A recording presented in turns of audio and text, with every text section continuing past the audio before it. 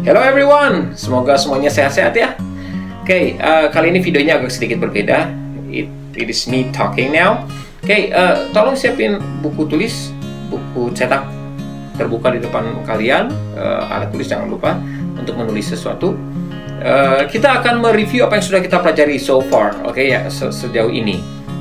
Video pertama saya sudah bicara tentang sistem ekskresi secara umum, berbicara tentang keempat organ ekskresi, yaitu apa aja? Kulit, paru-paru, ginjal, hati. Yes, very good. Kemudian video kedua kita bicara tentang urinary system, sistem urinaria, sistem yang menghasilkan sistem di mana kita menghasilkan urin untuk dikeluarkan sebagai bagian dari ekskresi. Nah, kita akan review semuanya dan semoga dengan demikian pemahaman kita akan lebih kuat lagi. Berbicara tentang mengeluarkan sesuatu, ya, tubuh kita mengeluarkan sesuatu, maka ada tiga terminologi yang perlu kita pahami sama-sama, yaitu pertama, ekskresi, sudah dipelajari sebelumnya. Ekskresi artinya apa? Proses mengeluarkan zat-zat yang tidak diperlukan lagi oleh tubuh. Ekskresi, dan biasanya itu dikeluarkannya, zat-zat yang tidak diperlukan itu dikeluarkannya keluar tubuh. Oke. Nah, terminologi yang kedua adalah sekresi. Oke. Sekresi itu proses mengeluarkan zat juga sama, tapi biasanya tidak dikeluarkan keluar tubuh, tetapi dikeluarkan di dalam tubuh, ke dalam sebuah rongga tubuh, misalnya ke dalam lambung. Itu sekresi. Yang melakukannya biasanya adalah kelenjar. Oke, kelenjar. Jadi contoh, kelenjar pencernaan di dalam lambung mensekresikan pepsin dan renin, enzim-enzim itu. Oke, masih ingat kan ya? Nah, itu sekresi. Ekskresi, sekresi. Satu lagi adalah defekasi atau eliminasi. Contoh defekasi jelas, tapien. Oke, buang air besar. Jadi buang air besar itu bukan ekskresi. Awas, jangan salah. Buang air besar itu bukan ekskresi. Buang air besar itu semata-mata hanyalah mengeluarkan segala sesuatu yang ada di dalam digestive tract, yang ada dalam saluran pencernaan. Apa yang tidak berguna, apa yang tidak digunakan, apa yang tidak dipakai, apa yang tidak diambil, itu dikeluarkan saja, dieliminasi saja. Begitu saja. Itu defekasi atau eliminasi. Oke, tiga. Ekskresi, sekresi, dan eliminasi atau defekasi. Now, let's review our material. I want you to open your book starting from page 80. Okay, starting from page 80. Okay, I'm going to page 81. Gambar yang pernah saya tunjukkan sebelumnya, ya, ada gambar hati di situ. Lalu ada gambar semua sel tubuh di sebelah kanannya. Lihat bahwa hati itu memproses senyawa-senyawa yang masuk ke sana. Di situ kita lihat bahwa protein-protein yang udah nggak dipakai lagi itu sama hati akan dibongkar menjadi urea. Oke, ya, nitrogen based molecules.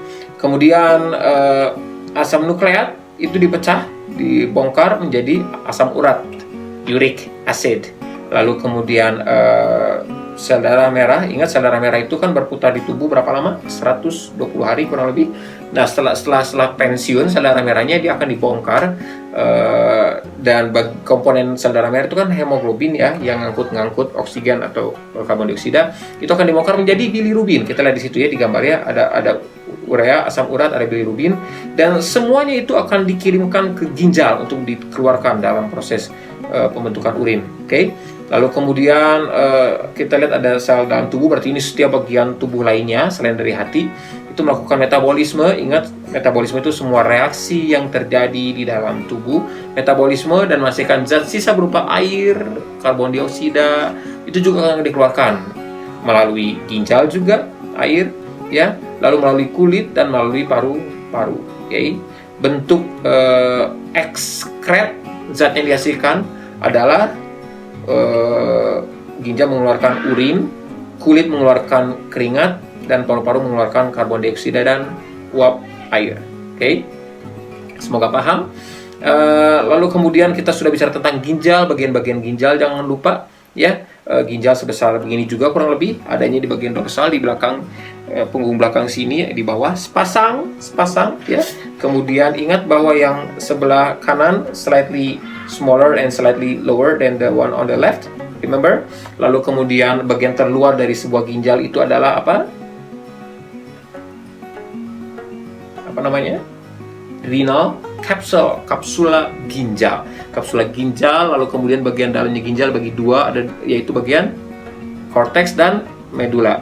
Di bagian dalam ginjal itulah terdapat struktur fungsional dan struktural terkecil sebuah ginjal.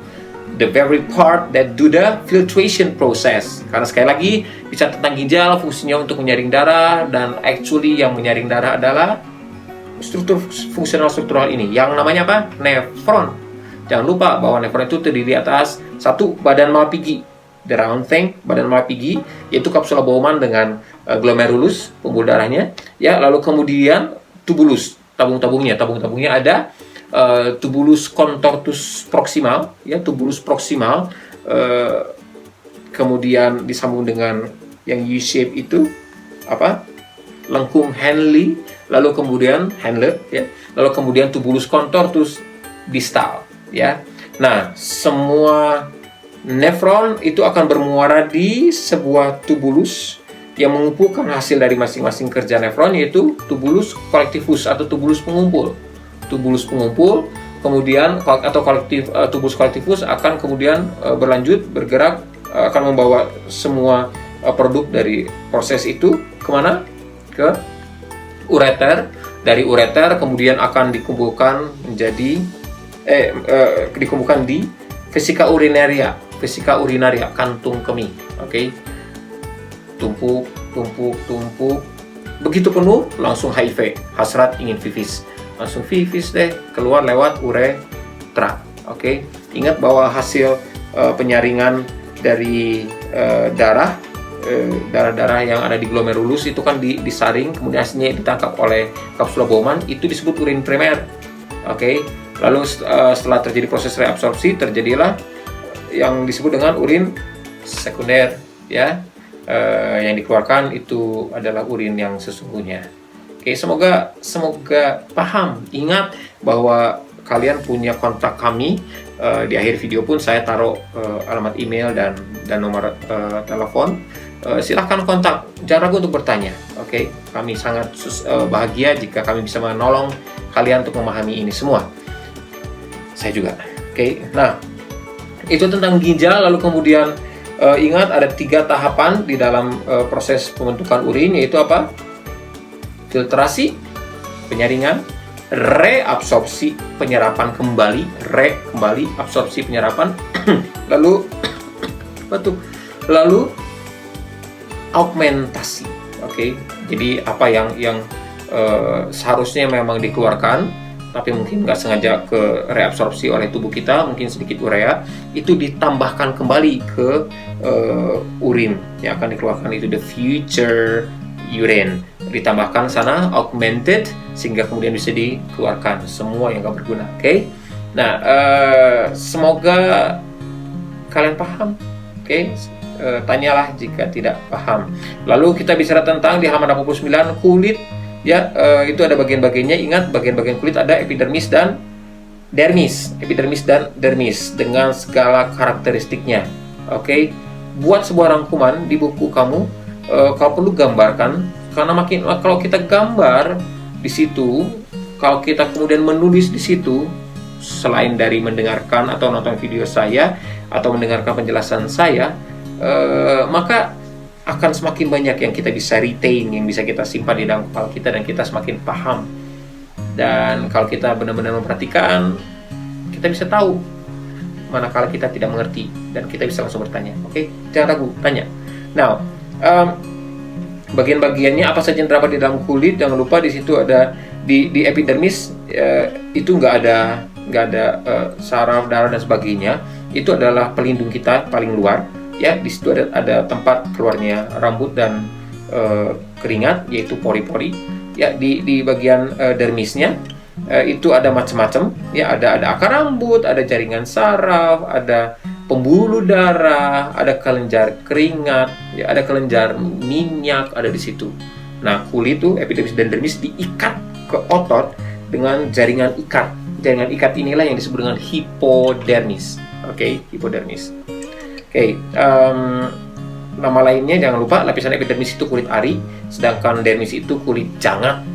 Ya, jangan lupa. Oke.